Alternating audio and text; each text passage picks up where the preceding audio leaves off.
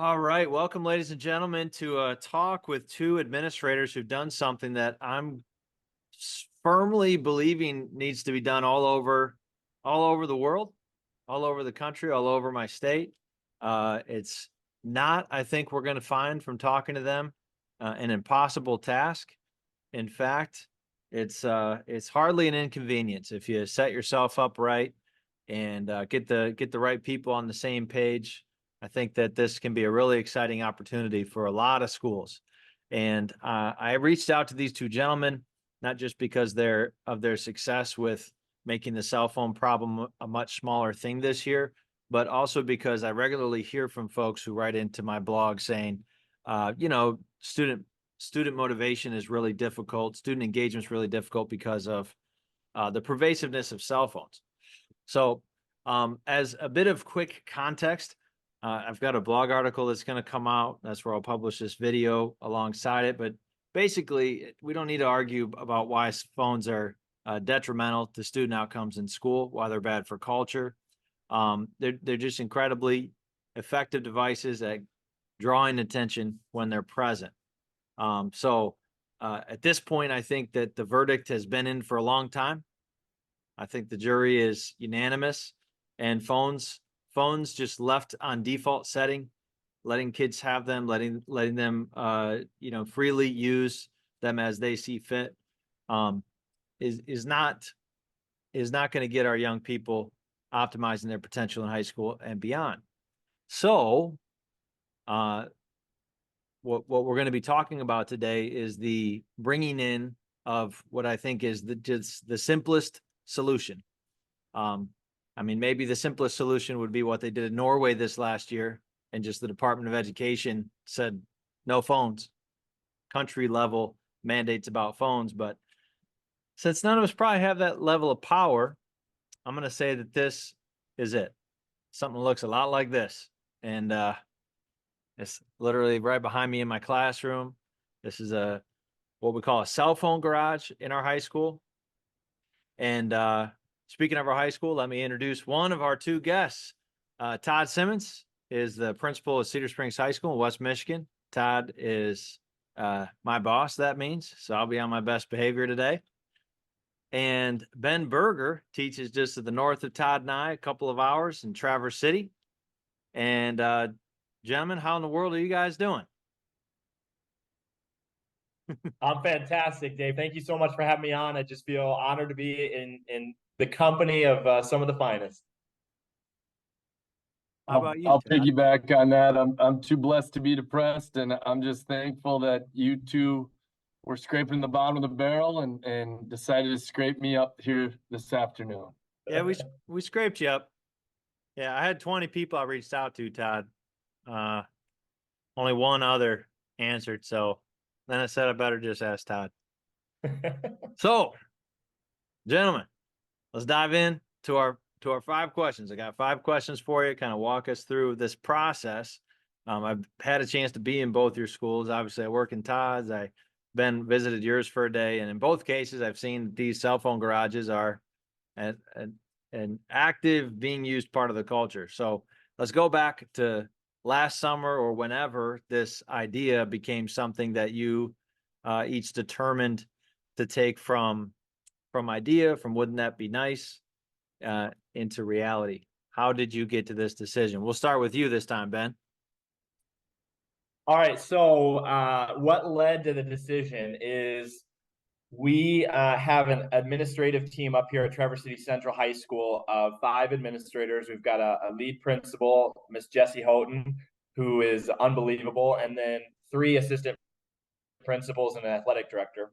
And we were following the traditional trajectory of staff surveys a couple times a year. They were anonymous at that point, which I've got a whole nother topic because that's my latest go after, is we got rid of the anonymous survey, and it's been a game changer in our building. But we did our spring survey in 22-23, and our culture, like the culture is pretty steady, and we have continuity in our leadership team and ad team. So we're used to pretty positive results.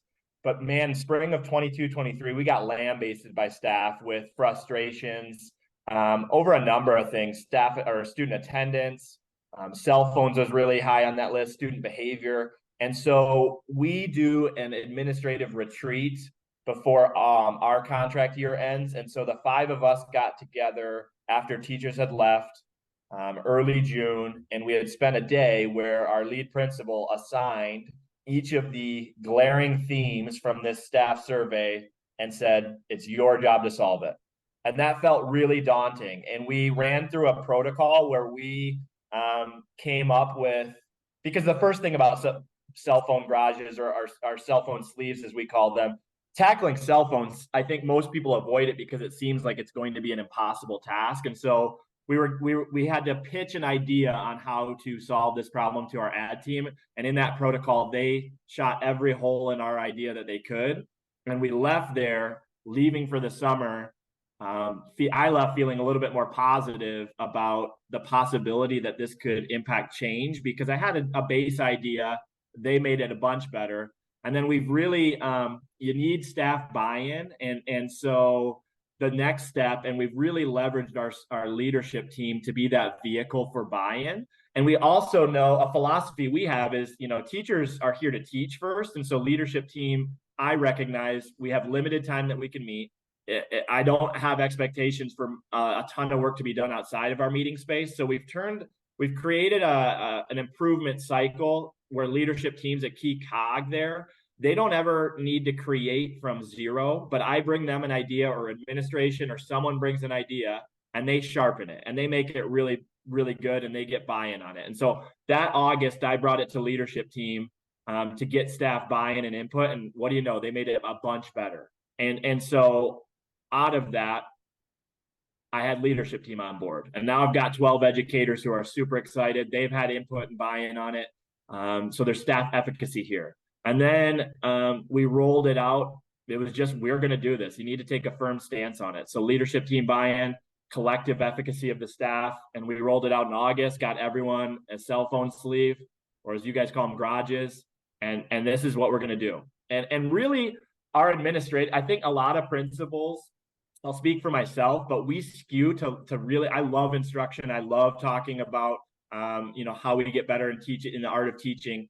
And we spent a lot of time up there. We had some really great enrichment sessions. We spent a lot of time in our PD, but our staff was screaming out that all they wanted was the low level base expectations to be handled. And it was this light bulb moment that, like, the gutter stuff is where I, as an assistant principal, need to put all my power, because I need to be a snowplow for those teachers. Like, I need them to have clear pavement to teach and learn, because they're amazing at what they do. And so we had to reset as an ad team and go, no, I need to get excited about cell phones and making our school as safe as possible. And so it took some reframing for me, and my staff will joke that it's going on my retirement speech that I'll be known for cell phones, but I'm darn proud of it now, because we're last year we did this building wide. We didn't really ask for district approval, and then it went so well, and we put the data to the district that our board passed policy. So now the entire TCAPS district follows our lead on it. That's a great little confirmation there that maybe it's working. All right, we'll get to that. Mr. Simmons, sir, you kind of were on a similar timeline as Ben in terms of instituting this year.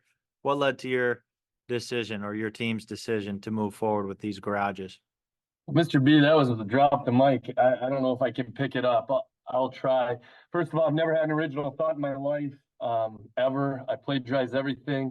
This all stemmed from a couple of our champion educators here, Coach Paige Pyrog and Mrs. Amy Holmes, two people who really set the tone in this building, among others, on a daily basis with their personal best. Saw that they were instituting it in their classrooms.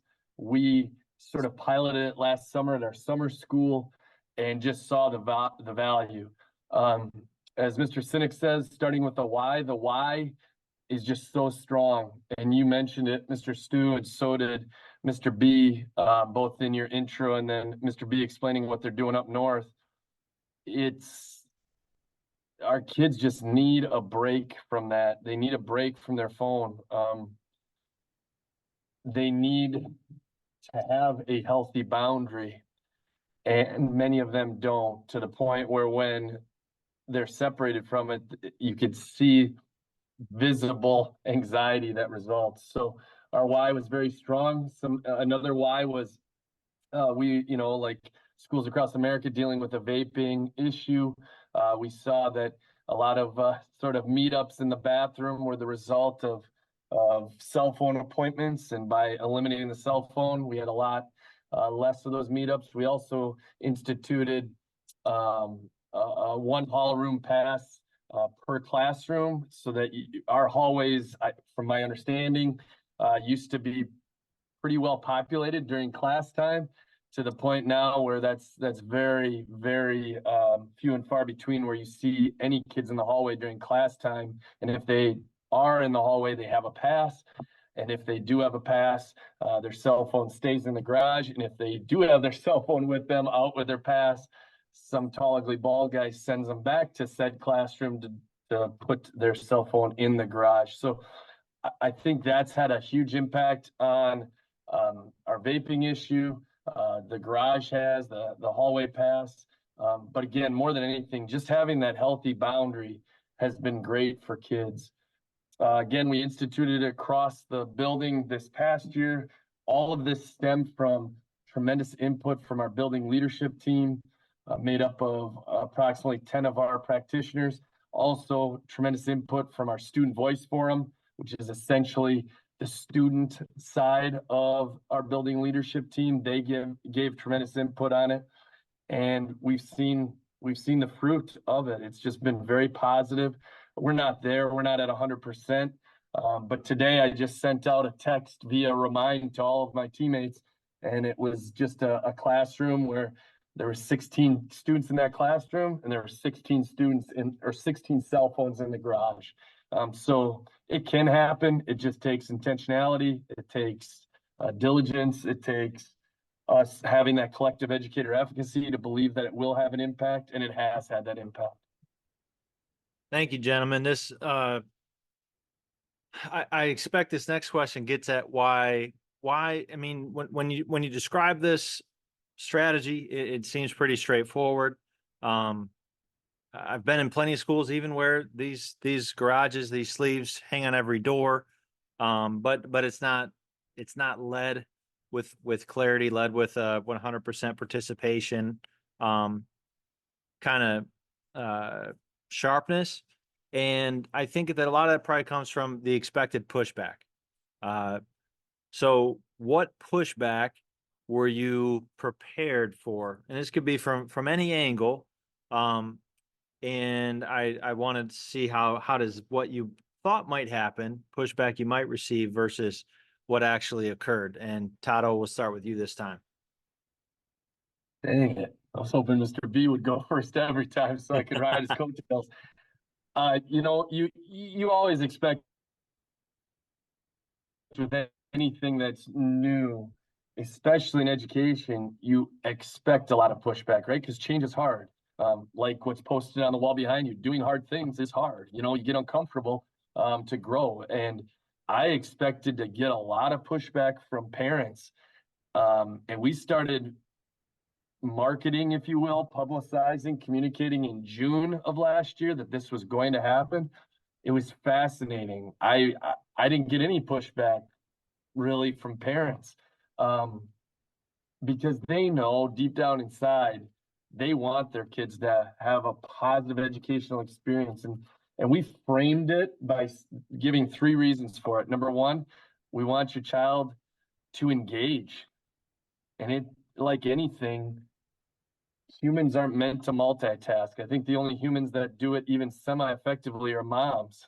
But we're not meant to multitask. And if that cell phone's in the hand, Snap and the Gram and TikTok's way more interesting, unfortunately, to a lot of kids than the content we're feeding out to them.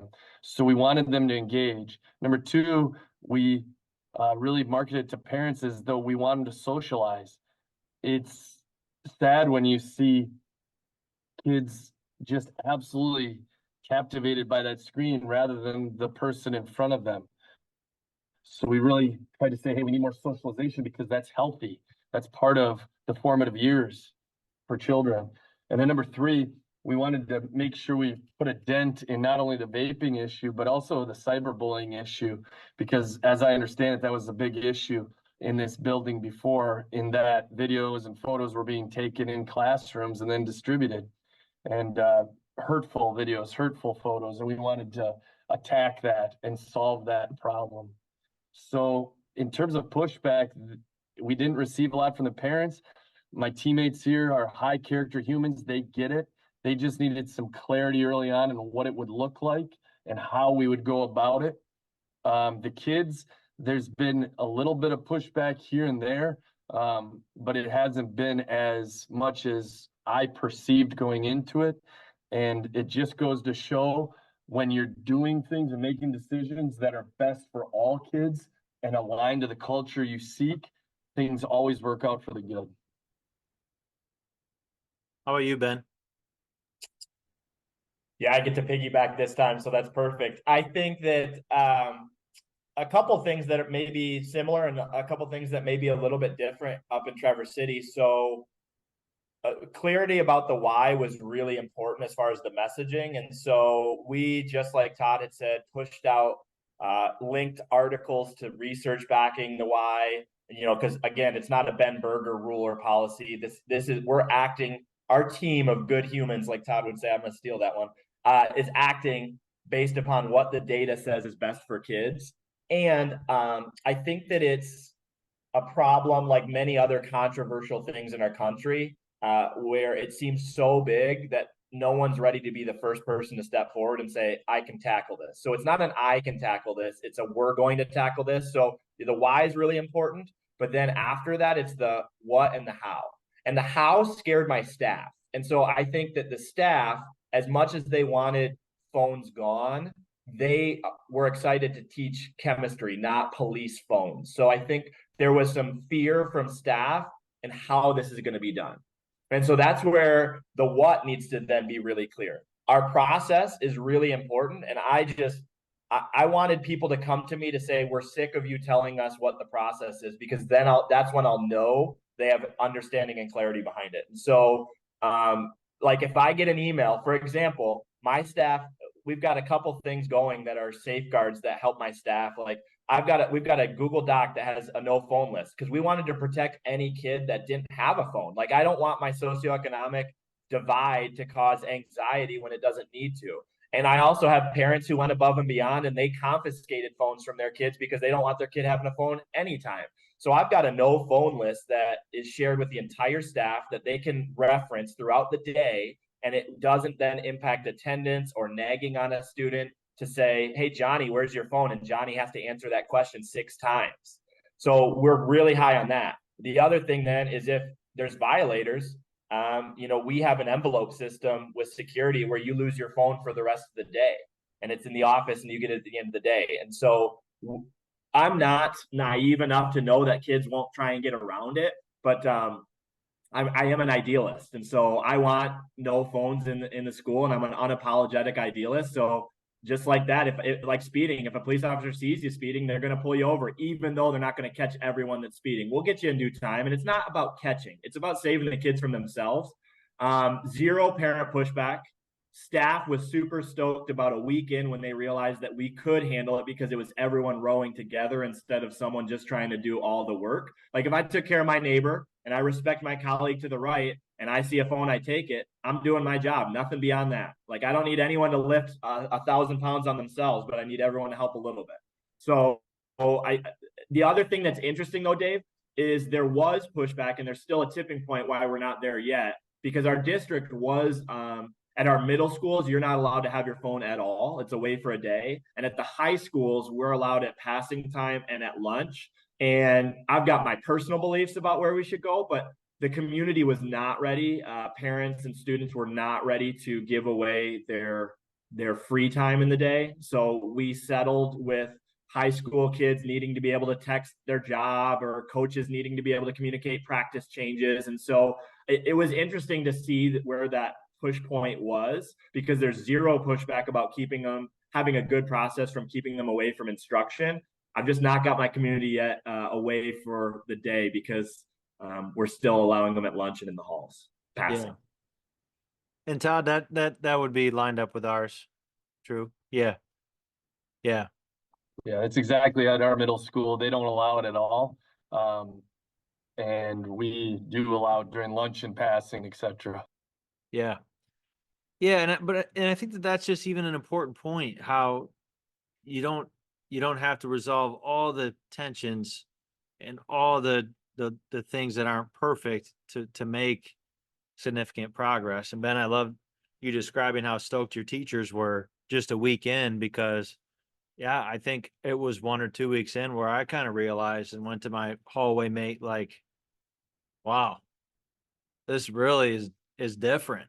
Um, and then as I started to travel to schools sometimes and lead PDs, and they would have this problem, it would give me this renewed sense of gratitude that, this fairly simple thing had been instituted in a way that was, you know, and like Todd alluded to, and Ben, you've alluded to, it's not that you have 100% of your teachers perfectly enacting this 100% of the time, but really obviously that's your goal, but that's not required to make this just a huge different feeling when you pop in a class and you don't see, all the furtive looks under the desk that used to be really normal, and I was definitely one of those teachers. I don't want to police cell phones. I didn't get into this for that, but yeah, it became a matter of, do I respect and love my students? Do I respect and love my colleagues? Do I respect and love my school? This is something that we're doing. So, Mr., I'll manage my own class. Thank you very much. It felt like a stretch for the first day when I had to figure out how to handle it. But then it was just like this amazing blessing, because all of a sudden I realized there's a part of my brain that was always trying to see if anyone was distracted on their phone. And now I could see it on my door. No, that kid's probably not distracted on their phone. I mean, maybe like you alluded to too, Ben, there's obviously ways to work around the system, right? The dummy phone and all that. And that's what people bring up as, well, what about that? But I think we were both describing is those are, the % exceptions compared to the rule. So we kind of talked about the leading up to the start of the school year, introducing this to staff. Ben, you mentioned being really clear with your faculty. So let's say, now it's day one, the bell rings at the beginning of the hour. What are kind of the moves that you took as leaders or leadership teams to help this really get underway in a strong way, so that you didn't have to come back and try to do it again in October? Because you both achieved that critical success right away, right out of the gate, with 80+% participation. So what are some moves that you did for that? And this is the third question, so it's open-ended. I'm jumping at it. All right. Thanks for the ball, coach. All right. So I think that I kind of got into it a little bit in the last question, but the processes, and I would say this too, like with the staff efficacy, every improvement, including the ones that you guys observed and your AP liked a lot, comes from staff, right? So we had the base idea, and what we implemented last September, we're on version 2.8 or so on from that, because I would never let it move from being the main thing. So every leadership team meeting, we had an update on how's it going? What are you guys seeing in your classrooms? What improvements need to be made? And there was again, that improvement cycle is really important. And my teachers began to know, cool, every month we're going to have an improvement cycle opportunity on this. And so the first one was just that idea of, how do we tackle kids that don't have phones? And so that system came about because we were looking into that. The other thing, admin, we changed our habits. We are in classrooms a ton. And so one of the things that I put in my observational notes now is, hey, 16 out of 20 cell phones in the caddy. Let me know if you need further support, or if it's 30 out of 30, great job. And it's hilarious because I would put 28 out of 30 phones, and a teacher, as I'm leaving, going, I just need you to know 2 kids didn't have a phone today. I know what kids they are. And like the teachers were on it with the ownership of it. But, you know, we're like one of our habits, every observation, it's always strengths based, but we're putting the percentage that we see and reporting, hey, do you need support or great work? And then when colleagues were getting it down, you know, colleagues started using attendance out of it, or we got the assigned cards out of that. And it was cool. Like, this is happening in Joe Forlenz's classroom. Let's spread it to everyone else. And at a certain point, you've got to get away from letting a movement be organic where 1 or 2 teachers are doing it and then everyone has their own iteration. As we've grown and improved, everyone's got to be on board doing it. So cool. At a point, a teacher came forward with the idea of cards and we let leadership team pilot it. But then it was, all right, we're launching and everyone needs to be on board with this. You have to have that clarity. And you're right. Like, I'm not a dummy. There's ways around it, but the confiscating them if we see them with it. I have every admin assistant in the wings will call home. If a staff says, they shoot us an email, hey, Lily's saying she doesn't have a phone today. We call home and we inconvenience the parents to say, hey, is that true or false? And if it's false, we then meet with Lily and we put her on a cell phone plan where she turns into the office for 2 weeks. And so, you know, again, we've got the 80%, maybe even 90% following, no problem. And then we've come up with ways to support the 10% that need a little bit more structure and boundaries. And it's the second part that gets lost. I want my teachers to know every step we're taking. And so I follow up with them to clearly communicate, hey, we call home and here's this. And then when they experience that, like you said about going to different schools, Dave, it totally boosts you wanting to follow it and stay up on it because you go, well, shoot, my principal's going to these lengths to make sure that it's taken care of. Like, it's not one of those mandates that just falls by the wayside and you have to do twice a year kind of thing. Tato? Championed stuff there. The way that we try to normalize it is by not having it come from me. You know, at our opening PD back in August, it wasn't me up in front of the team. It was our leaders. It was Mrs. Holmes, Miss Pyra. I can't remember who else was up there, but it was coming from the foxhole. It was coming from the practitioners. I think that helped with the unpack. And again, we're still not there yet. But to Mr. B's point, just celebrating successes like today, sending that photo in the Remind app text to everybody that here's 16 for 16. In my scripting in 5D Plus, I do the same exact thing as Mr. B. You know, I'll say, you know, students are in collaborative pods, teachers circulating, projected on the screen is this, this, and this. And I'll say, there's 18 cell phones in the garage. You know, it's a part of, we're trying to weave it into our pedagogical fabric in everything we do because we feel it's that important.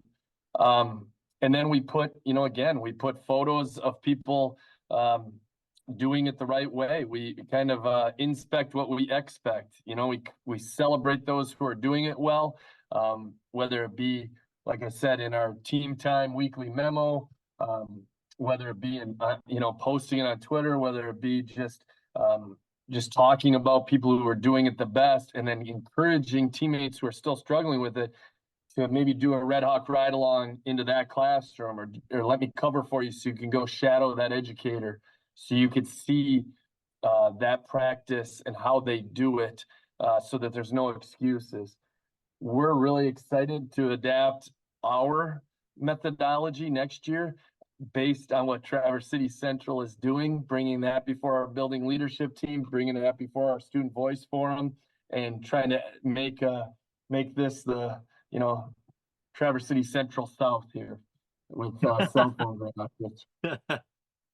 Well, that dovetails well into a question that I'm curious about here as we round the bend. As you look ahead to next year, now we're filming this in May 13th of 2024, so just a few weeks left to school.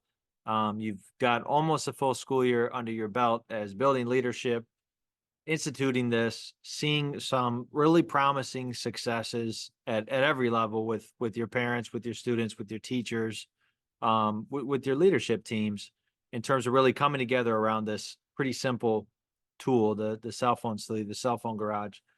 So where does this work go for each of you into next year? What do you see as the next logical path or progression from what you've learned from instituting this, what you've seen, what you hoped for?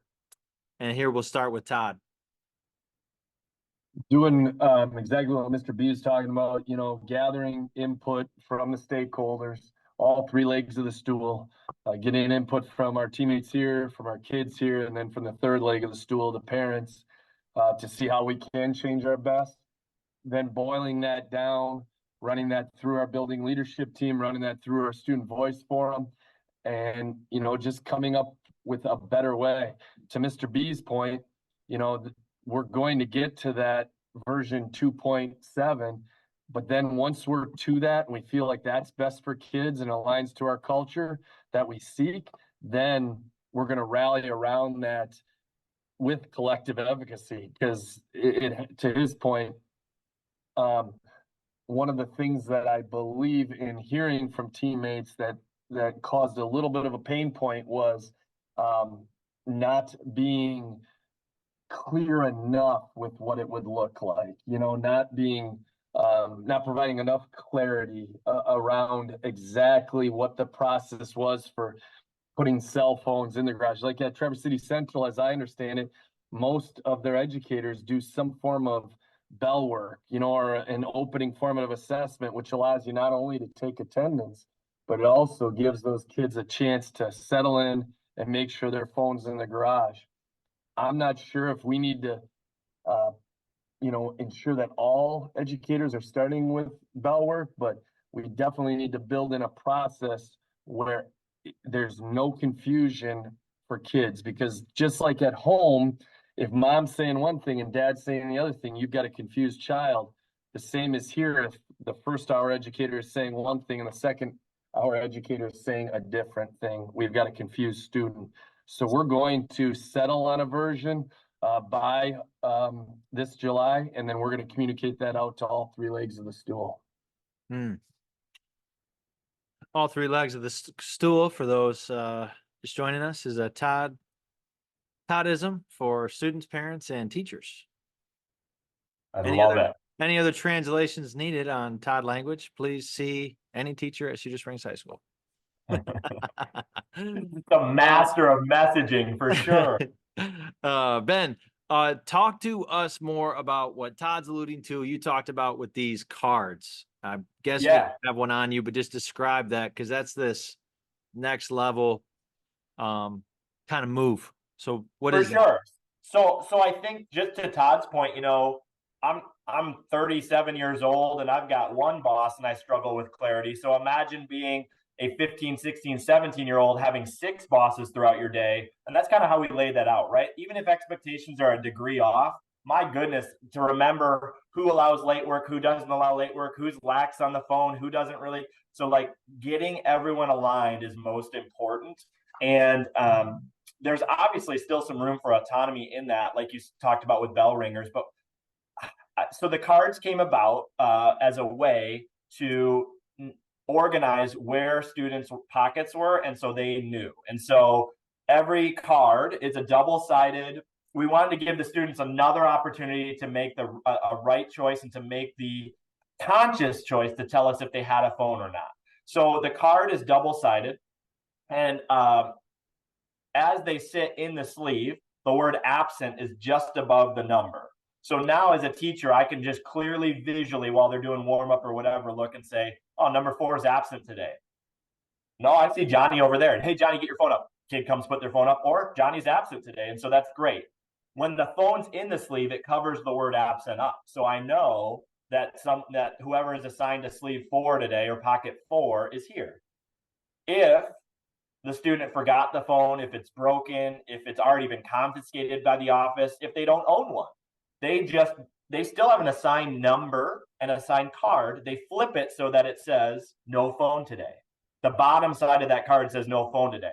So now I, as a student, have made that choice to communicate to my teacher that I don't have a phone.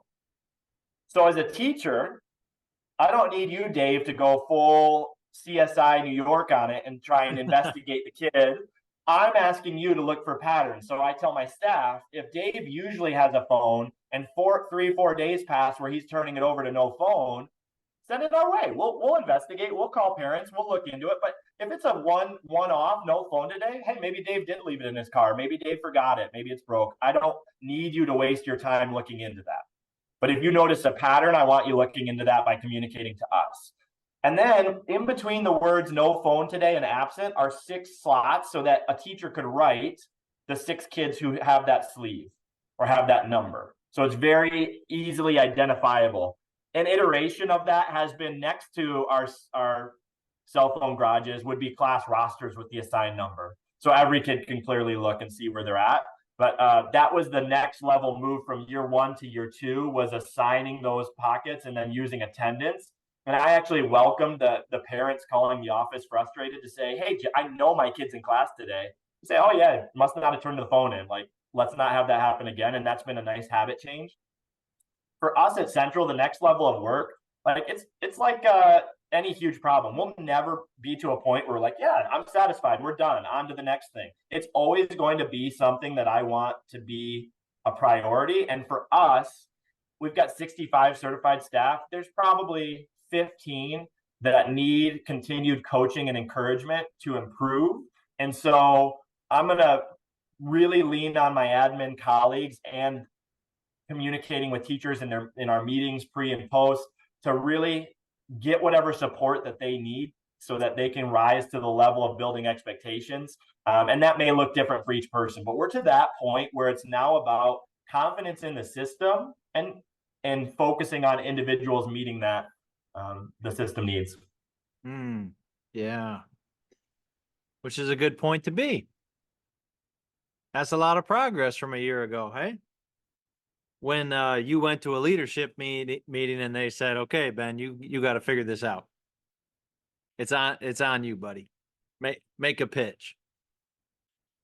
Well, gentlemen, I will just with our last bit here, just open the floor for either of you to just hopefully, my purpose of making this is that we have some administrators. Maybe their teachers sent them this saying, please, please, please. Maybe they stumbled on it through my blog or Google or something. Last words of encouragement or advice that you would give to your colleagues serving in these administrative roles. It's been the biggest bang for my buck educational move that we've implemented. By far the best return on investment, and has just brought our culture together. There is not enough glowing results, as I think Todd called it, the fruit. Like the results are so overt that it makes me frustrated that we didn't try and tackle it sooner. I think that's the bottom line. I think that I want endurance with my teachers. I want longevity. Not to mention the healthier mental health for my kids and students in the building. But I've got teachers way more excited to come to work because they're not going to have to worry about this, or they're not going to have to compete with Snapchat as they try to teach. And so my biggest word of advice is you're not on an island. You're not inventing anything. Like, you're just trying to clearly implement what will work for your school community. And maybe there's an idea that will stick. I stand behind the garages as being a great foundation for a school to have clarity around. But every school needs to have this for sure. I don't know that I have much else. You mentioned competing with Snapchat. I've written a book on student motivation, and I'll tell you right now, I will never be able to compete with a cell phone. That is a perfectly designed engagement machine, So if anyone could, it's you though, Dave. That's like John Henry versus the steam engine right there. Yeah, but the steam engine gonna beat me. Todd, what do you got to say? If you are an educator, building leader who's considering this, piggybacking off Mr. B, I'd highly recommend it. If you're afraid of this is too much, well, hey, we can walk this together. I can help carry some of the burden because we're not there yet. Mr. B's building is ahead of ours. We just aren't there yet. So if you're looking to get this started, we'll share in your burden. We'll collaborate on it. We'll help you get there. It is best for all kids. It aligns to the culture we seek. We've seen the increase in engagement, socialization. It's helped prevent a lot of issues with cyberbullying and things that just shouldn't be shown from classrooms. And you know, it's been fascinating to see how each of the three legs of the stool, when you really get into their heart, you get into their ticker and ask them to seek truth, they all know it's the right thing. We all need boundaries. I need boundaries with my cell phone. I need to put it away when I'm on my weekly date night with my queen, you know, when we're at the dinner table, you know, Lou and I need to put it away because, to Mr. Stu's point, they're addictive. They're more entertaining oftentimes than what's going on at that or in that context. So if you're a building leader, if you're an educator, I'd love to collaborate with you because what Mr. B has shared, what Mr. Stu has shared is going to help us change our best. And I'm hoping we could do the same for you. So Todd, where can folks reach you? I know that you're a Twitter X user. What's your handle? Oh my goodness. Do you know? I think it's at Tado52. I know I should know that. Best way is to call or text me. Can I give you that? 989-289-8118. 989-289-8118. Text is quicker than email. And I'd love to just collaborate, and iron sharpens iron. It does. Ben, how about you? You can Yeah, feel free to, you want to give your home address? Yeah, that's what I'm going with next. Come on over for a cup of coffee and good food. So I'm at Burger BE on whatever we're calling that social media avenue these days. And I'm also available email and text. And I think that I would be so excited to answer questions, to help implement, to help in any way, because I believe in it so much. So I'm at 231-631-6712. Okay. Well, colleagues, these gentlemen, they practice what they preach. They lead a lot of grateful teachers because, just like they described, we want to teach.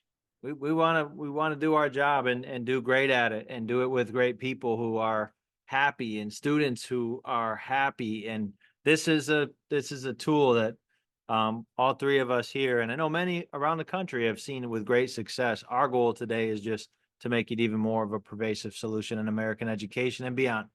So, fellas, have a great rest of your day. Happy May 13th to you. And who knows? Maybe next year I'll be bending your ear on the next amazing thing that you do. But until then, peace.